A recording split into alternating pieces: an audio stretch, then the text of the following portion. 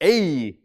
Hoy voy a resolver una pregunta que me han hecho varias veces. ¿Sabéis cómo conectar un móvil o una tablet a un equipo de música profesional? Os voy a indicar cómo debéis hacerlo.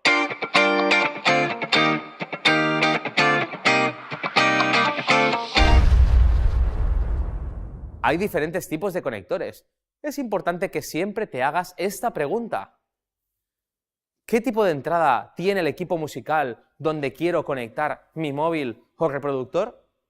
La salida del audio del móvil y el de una tablet siempre es la misma y se llama mini jack.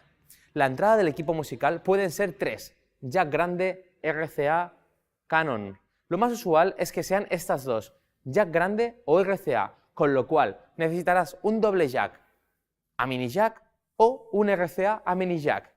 Es recomendable poner el volumen del móvil o el del dispositivo a la mitad. Es mejor amplificar la señal en el mezclador o en el altavoz.